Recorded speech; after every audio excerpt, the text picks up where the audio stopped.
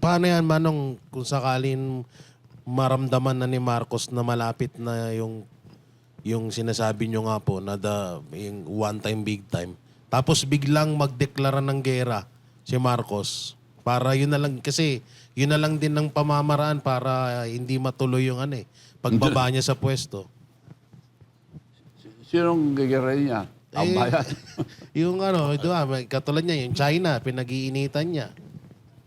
Siya na mismo magsimula para lang magkaroon ng para lang wag may stop yung pagbaba niya.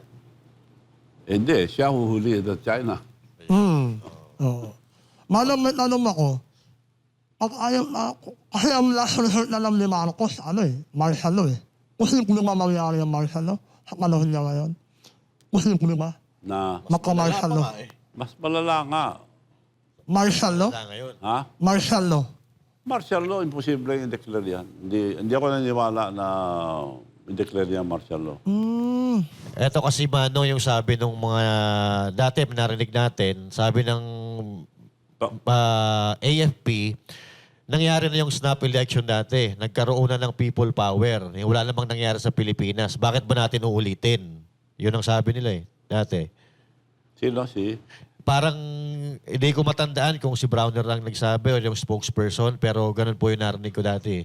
Na nangyari na daw po, yung people power dati, nagkaroon na ng snap election, kung uulitin po daw yon ay hindi makakatulong sa ating bansa.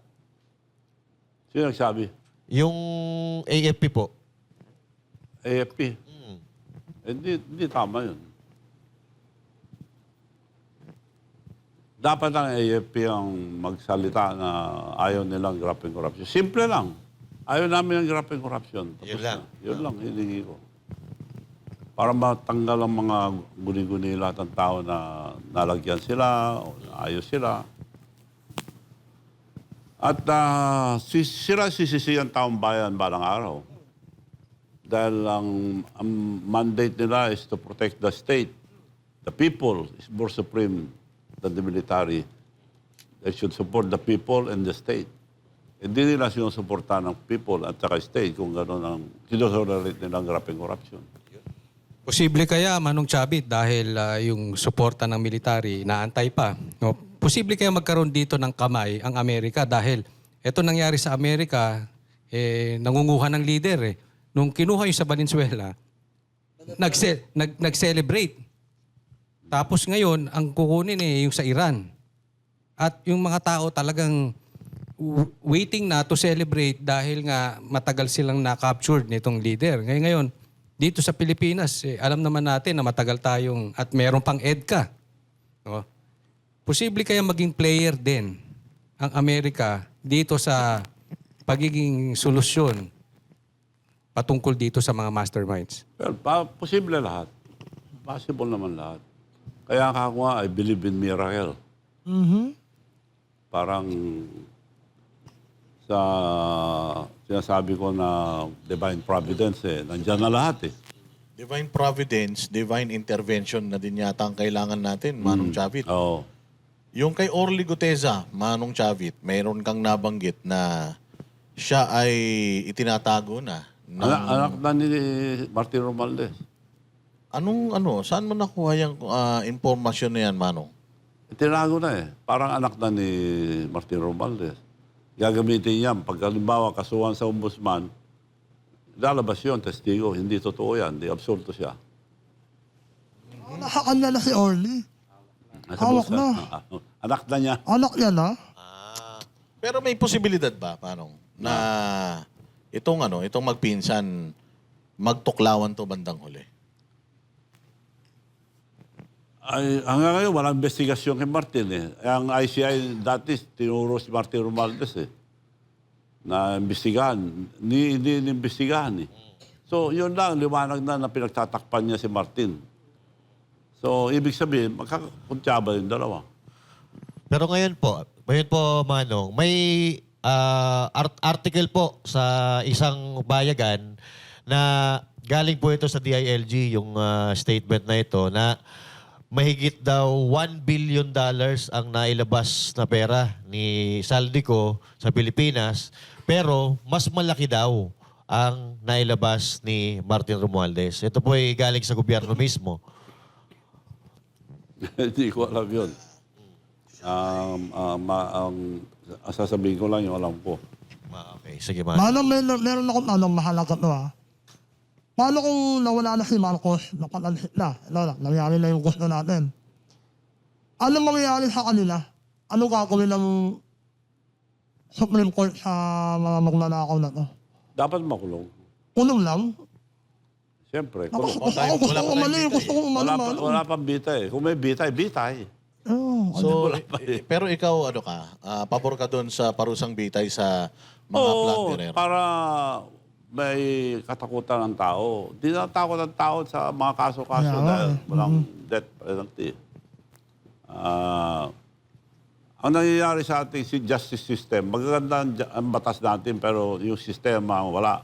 Tama. Halimbawa, file ka ng kaso, puspon yan. Maglagay lang sila parking fee, puspon. Mamatay na yung testigo, mamatay na yung kirasuhan mo, wala na. Ano problema sa atin, no? Yan ang Sistema. problema. Manong may interview si Toby Tiangco. Nakaharap niya daw si Marcos Jr. at si Martin Romualdez na pinapagalitan daw ni Marcos Jr. si Martin Romualdez mapatungkol dun sa mga mansyon. At tinatanong niya kung magdadagdag pa, kung ano pa daw. Naniniwala po ba kayo dun? Hindi ako nanimala doon. Palabas lang nila yon para paboran si BBM. At sinasabi din ni Congressman Tiangco na hindi daw Kung totoo yan, bakit hindi yan paimbestigahan? Kaya hindi totoo yan. Paimbestigahan niya si Martin. Tapos na. Eh, siyempre si Martin, tuturo niya. Kaya hindi maimbestigahan. Kaya kalukuhan niya. Hindi ako nanimala dyan. tapos pinagpipilitan ni Congressman Tiangco na hindi daw kasama or wala daw kinalaman si Marcos Jr. sa nangyayari ngayon, kundi si Martin lang. Hindi. Imposible na gagawin ni Martin yan kung walang blessing si Marcos. Sa laki, imposible hindi niya alam. So, presidente pa rin po. Tatlong nakakaalam yan eh. Saldico, saka si Martin Romualdez. Yan ang magkakasama nung umpisa eh. So yung mga statement ni Toby Tiangco, charot lang yan, tingin mo? Oo. Na nagalit ang presidente, pinagalitan yung dalawa. Kung magalit, totoo yan. Kaso, paimbestigan niya. I dare him. Paimbestigan niya si Martin kung totoo yan sinasabi niya. Saka hindi din pa kinukumpirma ni Pangulong Bongbong Marcos yung statement ni Toby Tiangco, ano. Hindi pa siya nagbibigay ng ano tungkol diyan. Pero ito, Yung parang pagtatanggol na lang kay BBM yan eh. Ang statement na yan. sa tingin mo, Manong, itong si Toby Tiangco nautusan para ilihis kay BBM yung issue at doon isisi sa pinsan niya? O panggulo lang din yan? Kung sinabi niya yon, hindi tama yon. Hindi nakakatulong sa ating bansa. Magsisimula na ulit yung Senate Blue Ribbon Committee. May bearing pa ba yan, Manong Chavit? Wala mangyayari dyan. Walang mangyayari dyan sa Senate hearing.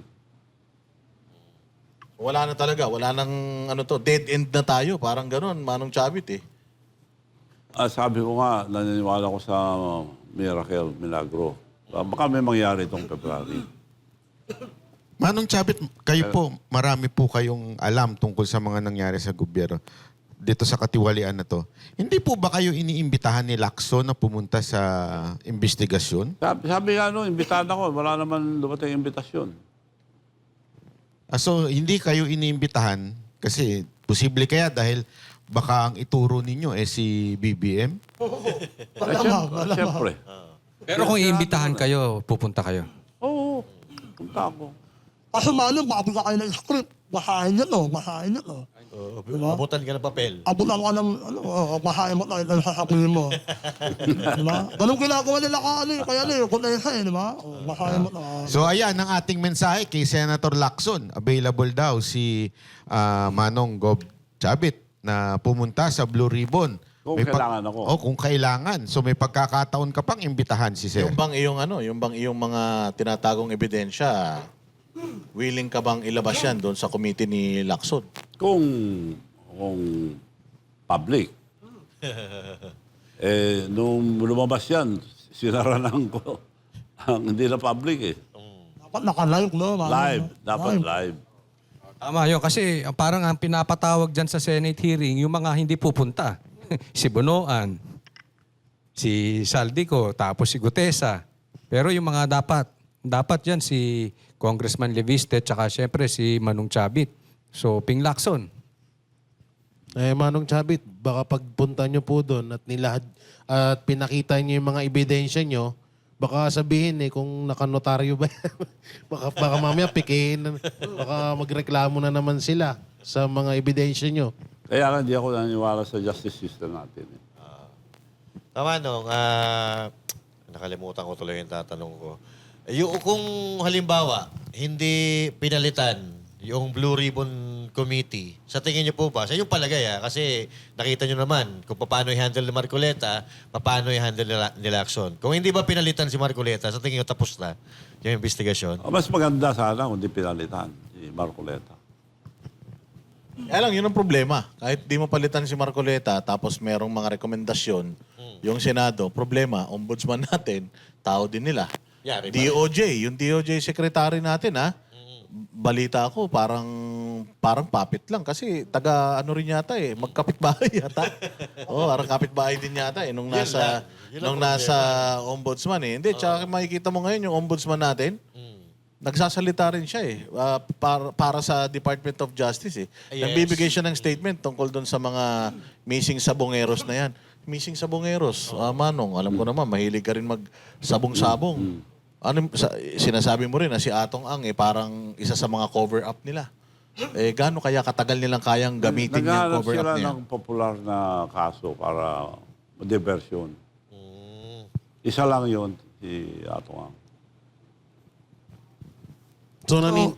So naniniwala kayo, Manong, na kasi diba dati may si Remulla na may daw ng mga Duterte dito sa mga missing sa bungero.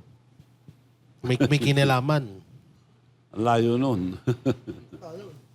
Pero lahat talaga, ididikit talaga nila sa mga Duterte Manong Chavit, nung, di ba, natatandaan mo, impeachment kay ERAP, no? Ano yung naging recipe para magtagumpay yun nung panahon ninyo at ano yung kulang ngayon? Dahil nung hindi naman ako alis kay Erap, hindi ako pinapapatay. Pinaharang ako.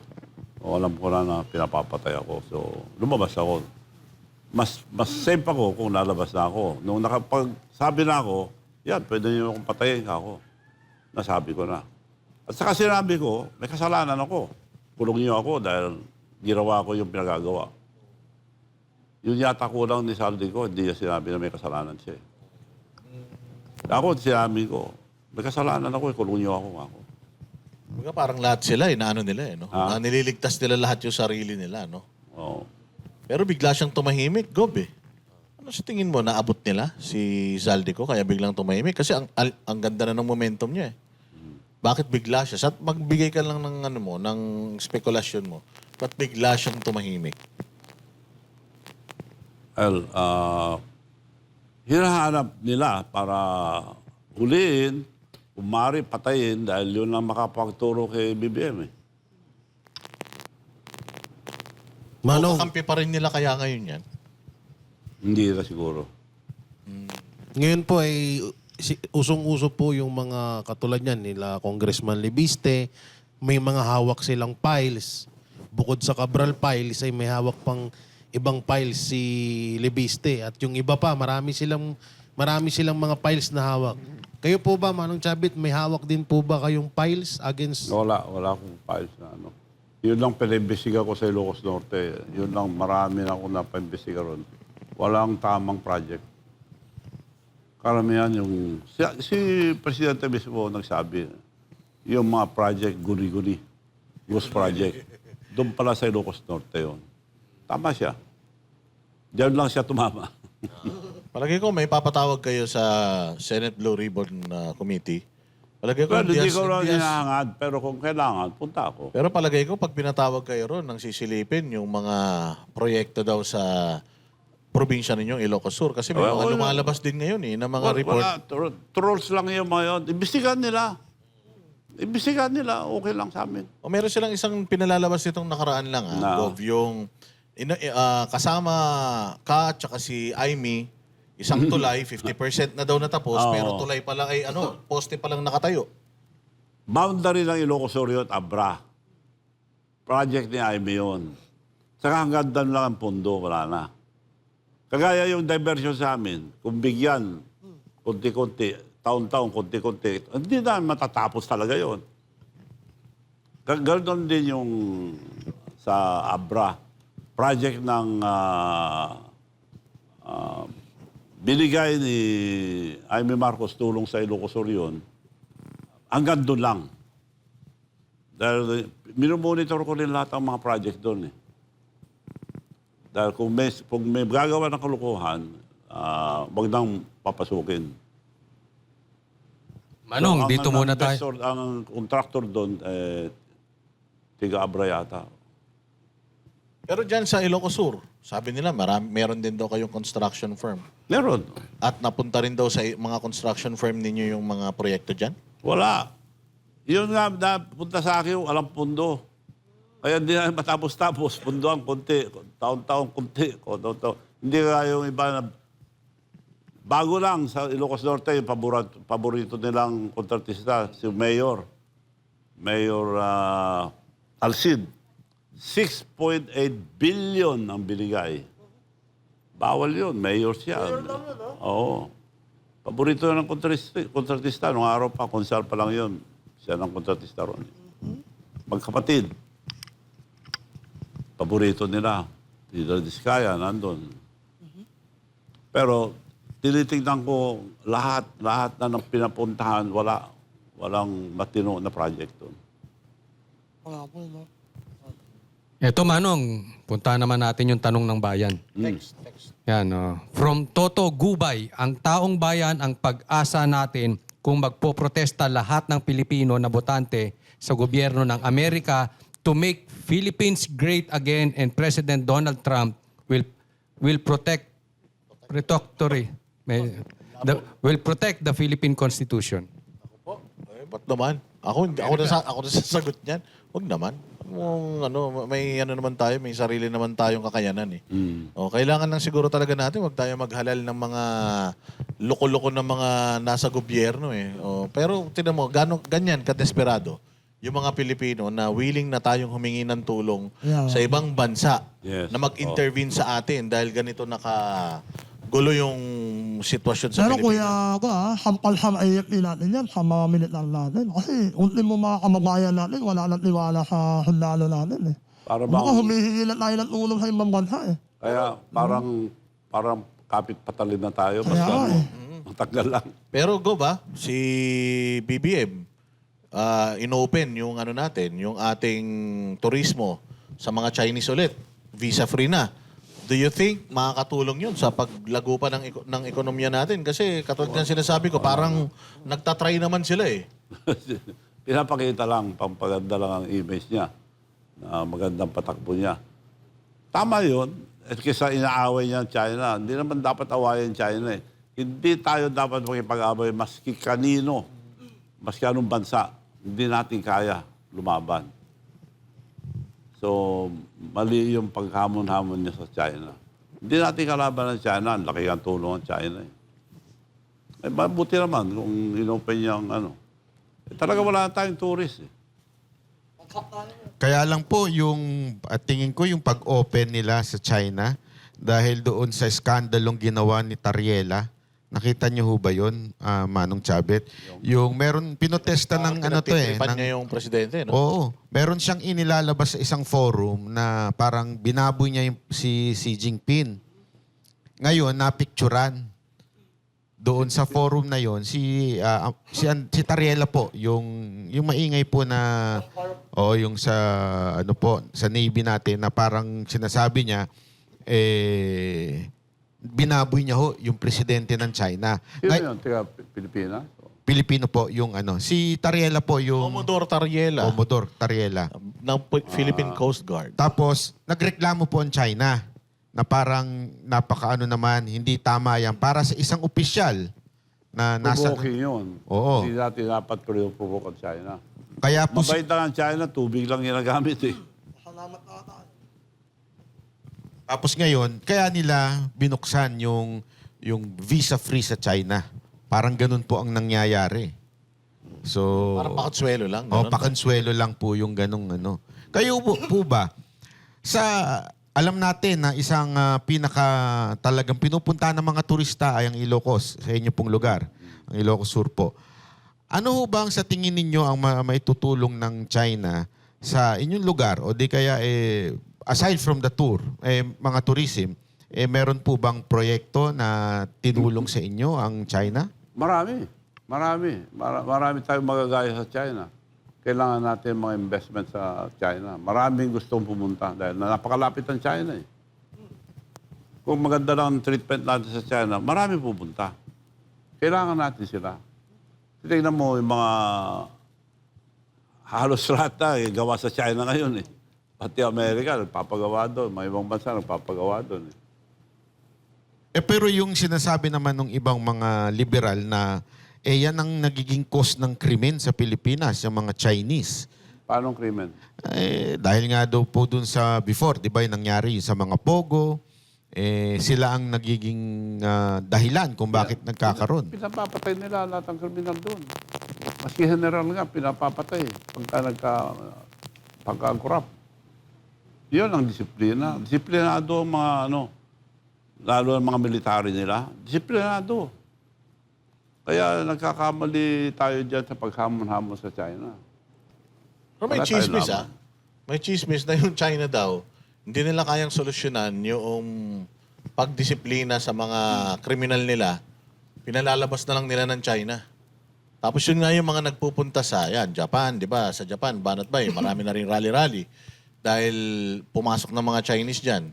Yung nomad visa, inano nila, parang they took advantage of it. Dito sa Pilipinas, ganun din. Parang ginagawa ba ng China yun na nagpapadala sila ng mga delinkwente nila na hindi nila kayang disiplinahin sa ibang bansa, pinapalabas na lang nila, ganun? Hindi ako naniniwala doon. Pinapapatay nga nila yung mga loko-loko doon. Disiplinado sila doon. Piling ko lang kuya Yung mga nagluloko dito, gumagawa ng mga krimen, sarili nila yon na gustong gumawa ng kalokohan dito. Pero piling ko kuya na yung sinasabi mong lumalabas yung mga makukulit sa kanila. Piling ko nauulan na eh. Lumalakas na sila. Kaya nagka-sinalamlagin sa iba-ibang bansa. Kagaya sa atin, sa Pilipinas. Ayaw lang bumalik doon, yung mga kriminal doon, ayaw bumalik sa China. Ayaw na nila. Papatayin sila. Papatayin niya eh. Nauunahan nila ng takas. Isa pang text message, Coach Oli. Galing sa ating nanonood sa... Si Jessa Lopez. Yes, si Jessa Lopez. Kaibigan mo yan. Ay, kaibigan ko yan. Manong, wala daw mangyayaring pagtalikod sa presidente. Di ba sinabi ni Brownie? Ni? Si Brownie. Browner. Browner. Wala daw tatalikod sa gobyerno. Basta support lang sila sa na ayaw nila ng korap pero support pa rin sila sa presidente. Conflict ba yun? Conflict yun. Statement yun. In public ako, sabihin nila, ayaw nilang graft and corruption. Ayaw nilang mga magnanakaw sa gobyerno. Yun lang. Ba't hindi nila kayang sabihin yun, no, Manong? Yun nga eh. Yun ang hinihingi mo, no? Pero hindi nila Simple magawa. lang. Hindi naman, wala naman violation sa konstitusyon.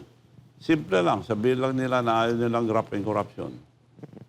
Public, ha? Oo, actually. Ba't kaya ayaw nilang sabihin, no? Bakit? Yun nga malaking question dyan. Balang araw ko question din sila. Nasaan kayo nung kasagsagan ng mga graft and corruption? Ba't nyo pinayagan? Ganun. Sisisiin sila ng tao. Bayan. Baka gusto niyo pong gamitin itong pagkakataon na ito na manawagan kay Browner na sabihin niya na ayaw niya sa korap. Personal, hindi statement lang. Yes. At nakikiusap ako, hindi lang kay General Browner, kundi lahat ng mga opisyal natin sa sa military, police, na sana lumabas sila na sabihin lang na ayaw nilang graft and corruption in public. Kampante ng tao doon pagka sinabi nila yun. Pero kung statement lang, hindi pwede yung statement lang, hindi tunay na nanggaling sa kanila yan. Kailangan naka-live, no? Live. Sabihin nila. Public. Sabihin nila public. Kasi mas may impact yun, no? Oo. Yung may impact na pag sinabi mo, general ka, sasabihin mo, ayoko sa korupsyon. Sinabi mo yung public. Yung may impact nun, eh. Di ba? Kakabahan si Marcos yun. Parang hindi tama yung statement eh. Ayaw na yung pag-corruption pero susuportan pa rin namin si Bang. Kaya, parang Parang mali eh. Conflict, ano? Conflict eh.